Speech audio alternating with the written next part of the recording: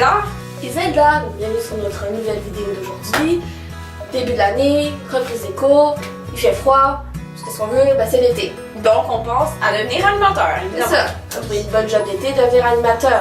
Il y a plusieurs étapes. Tout d'abord, il faut trouver un lieu pour faire la formation pour devenir animateur. La formation, c'est la formation d'AFA. Ouais. Comment on trouve un formateur, un lieu pour faire la formation? Comment ça fonctionne? Il faut juste aller sur le site d'AFA, tout simplement. Le site va être, il va avoir un lien pour le site dans la description. Donc, ouais, on va sur le site. Sur le site, on va pouvoir trouver, il va vous proposer en fait plein de centres. Ça peut paraître épeurant, mais Ouais. vous prenez le centre le plus près de chez vous, tout simplement. Près de chez vous, ou s'il y en a un que vous connaissez depuis des années, ça vous tente d'aller dans celui-là, puis il l'offre, allez-y. Donc, une fois que vous avez trouvé le centre, qu'il y a des frais payés, les frais c'est pas mal, ça peut être de tranches de, je pense, 100 à 200, ça dépend des cours, ça dépend aussi de la formation, parce que les fois ils offrent DAFA plus RCR. Ouais. Un Mais petit peu plus dispendieux à ce c'est ça. moment-là. Mais le DAFA, c'est quoi? C'est quoi la formation en tant que telle? Ok, donc le DAFA, c'est une formation de 68 heures, si je 68 me trompe pas. Oui, donc c'est ça. Donc il y a une partie théorique et une partie pratique. La partie théorique, c'est 33 heures et la partie pratique, le stage, c'est 35 heures. Donc c'est sûr que ça peut paraître vraiment gros, mais c'est habituellement soit les fins de semaine ou les soirs de semaine, puisque la majorité, c'est des étudiants qui le font. C'est ça. C'est aussi, Exactement. pour le DAFA, il faut avoir son secondaire 3 ou 4. 4, le secondaire 4. Secondaire 4, on va avoir normalement plus de 16 ans. Certains centres, c'est plus jeune, mais de base, pas mal partout, c'est plus de 16 ans, avoir ce secondaire 4. Exactement. Et en plus, il y a le RCRDEA qui se trouve être la formation secourisme. Donc la formation secourisme, c'est vraiment recommandé de l'avoir dans son CV puisque les employeurs vont préférer une personne qui a la formation qu'une personne qui ne l'a pas. Par exemple, moi je sais que j'ai passé en priorité puisque certains animateurs qui avaient appliqué ne l'avaient pas. Donc c'est un plus qu'on vous non négligeable qu'on vous C'est ça. Et recommande. c'est toujours très intéressant de savoir procurer les premiers soins. Ouais. Moi, ça a été des trucs que j'ai préférés dans mon DAFA, ça a été les premiers soins. Je trouvais ça vraiment intéressant et c'est pratique. C'est tout simplement pratique. Ouais, surtout qu'on travaille avec des enfants, tu sais, on veut quand même être minimalement formé pour les secouristes s'il y a quoi que ce soit, il y a un problème médical. Exactement. Cependant, en plus, il y a 33 heures de théorique. Dans ces 33 heures-là, qu'est-ce qu'on va voir exactement? En fait, on va voir comment ça marche la communication, le travail d'équipe entre animateurs. Parce que faut savoir communiquer, faut savoir comment travailler, savoir être un leader, savoir donner ses idées, tout ça. C'est important. Ensuite, une des grosses parties, ça va être les caractéristiques de l'enfant. Selon leur âge, il va y avoir les archétypes d'enfants. Donc, c'est très intéressant. C'est très pratique aussi de savoir ça parce qu'une fois que tu as ton groupe, tu peux mieux cibler les enfants qui sont problématiques, des enfants qui le sont moins, puis ça, dans le fond, pour faire les activités, l'animation. Les activités, l'animation, c'est mieux. C'est pratique et ça reste toujours très intéressant. C'est ça. Ensuite, il y a les techniques d'animation. Ce qui est vital à savoir et qui est une très grosse partie du DAFA aussi, parce que quand vous vous retrouvez avec un groupe de 15 gamins ou de 30 à 2, il faut savoir garder leur attention, il faut savoir comment pouvoir les gérer, tout ça. Donc c'est vraiment super important de savoir ça. Donc la gestion de groupe, elle est très importante et le DAFA va vraiment passer beaucoup d'heures de formation là-dessus, ce qui est à mon avis bénéfique pour être animateur. Et finalement, on va parler de tout ce qui est sécurité et choses légales. Donc évidemment, le fait de travailler avec des enfants, il faut faire attention, il y a des choses qu'on est autorisé et non.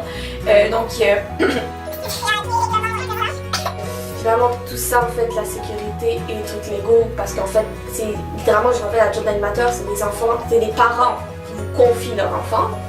Donc, c'est ça, comme il disait avant, tout tu as le droit de faire, des trucs que tu n'as pas le droit de faire avec les non enfants. autorisé, puis il y a beaucoup de choses à respecter dans les protocoles. C'est ça. Donc, aussi, après, finalement, tu as le fameux stage, les 35 heures de stage. Beaucoup de stages se donnent durant la semaine de relâche qui commence, il me semble bien, le 5 mars. oui, donc début mars. 5 mars. Et bien, c'est la semaine de relâche, pas universitaire, la semaine de relâche des enfants du primaire.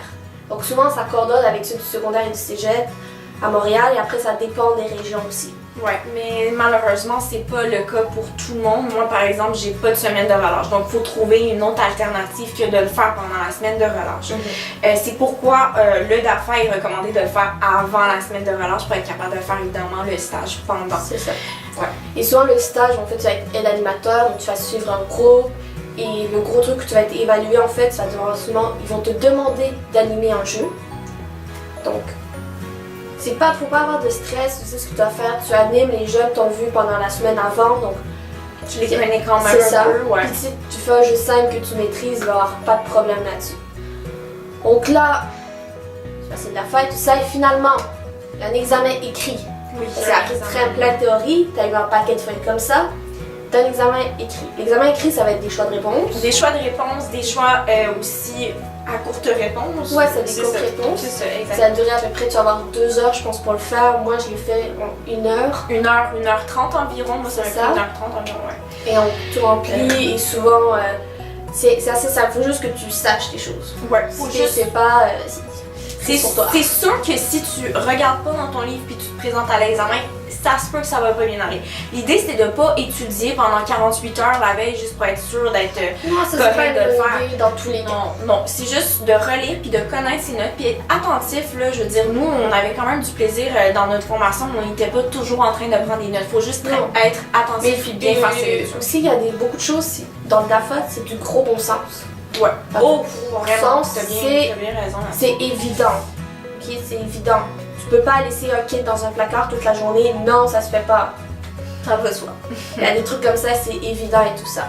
Mais bon, là, on a fait un stage, on a fait la formation, on a réussi l'examen écrit, on a notre DAFA en poche. Ouais, on a toutes nos évaluations compilées, donc tu vas avoir un résultat global à la fin qui Qui te se trouve fait... sur le site Ouais, DAFA. c'est ça, qui te fait passer ou non ton certificat d'AFA. Si tu l'as pas passé, évidemment, tu n'as pas ta certification, donc tu peux pas accéder aux autres étapes ni appliquer. Mais dans la majorité des cas, tu as ton certificat à la fin. Mais peut-être DAFA, est-ce que tu es directement animateur? Non. Non. Parce qu'il faut que tu trouves un camp où travailler. C'est ça, donc... Comment on fait? Comment ça marche? Oui.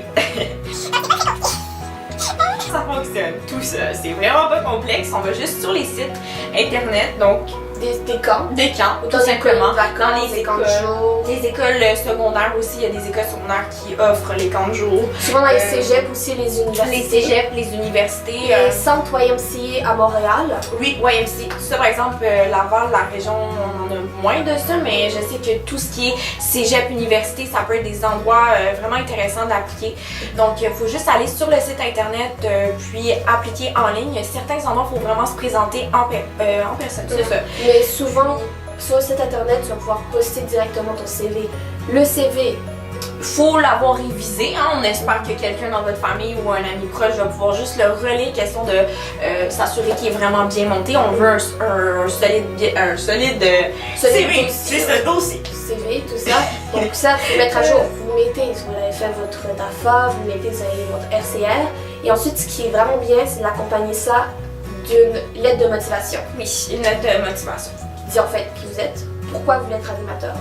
Si c'est à un corps précis où vous voulez aller, pourquoi particulièrement ce corps-là ça vous tente. Oui, c'est ce que j'allais ajouter. C'est vraiment important de spécifier la raison qui vous pousse à appliquer à cet endroit-là, parce que l'employeur va vraiment considérer le fait que vous avez fait une lettre, puis pourquoi vous voulez appliquer là, ben ça va peut-être le motiver à vous rencontrer en personne. C'est ça. Et en fait, finalement, quand vous avez envoyé ce CV et tout ça, les entrevues se passent globalement entre avril et mai, c'est ça. C'est ça. Donc, à l'entrevue, vous êtes là pour avoir un job d'animateur. Il faut que vous soyez enjoué, dynamique. Si vous arrivez là, vous avez un hangover ou je sais pas trop quoi, vous êtes écrasé, ça va être difficile de l'avoir la job. Alors que si vous êtes là, dynamique, vous parlez, tout ça, ça va être un plus pour vous. Ouais. Donc, présentez-vous bien, serrez la main, soyez heureux, avec un sourire. Faut vraiment être sympathique, puis vraiment pas avoir peur de répondre aux mises en situation. Il y a certains camps qui vont vous donner des mises en situation, puis il va vraiment falloir que vous soyez pas pris au dépourvu. C'est sûr que je vous cacherai pas, il y a des mises en situation plus difficiles que d'autres, surtout qu'on n'a pas d'expérience en camp de jour nécessairement. Mais ayez confiance. Ayez confiance en vous, puis allez-y avec votre gros bon sens. C'est tout ce qui importe dans les entrevues. Il veut juste Quand voir si vous vous êtes pensez capable. aux jeunes, soit en sécurité, c'est le numéro 1. Sécurité. Deuxième, qu'ils ont du fun. Et que troisième, Tu respectes les règlements du camp. c'est ça, Et vous voilà. n'allez pas avoir de problème. Donc, ça conclut pas mal la vidéo. Oui. Donc, je vous demanderai, vous, si vous avez fait votre DAFA, qu'est-ce que vous avez aimé dans le DAFA, est-ce que vous avez des bons souvenirs? Ou si vous pensez passer le DAFA, qu'est-ce que vous aimeriez vraiment apprendre dans ce cours-là? Si vous avez des questions ou commentaires, lâchez un petit commentaire. Le thumbs up sinon. Le Et thumbs toujours up. bien apprécié. Et nous, on vous dit à la prochaine. Oui, merci, puis bonne rentrée au cégep ou autre. Merci. C'est ça. Ciao, bye!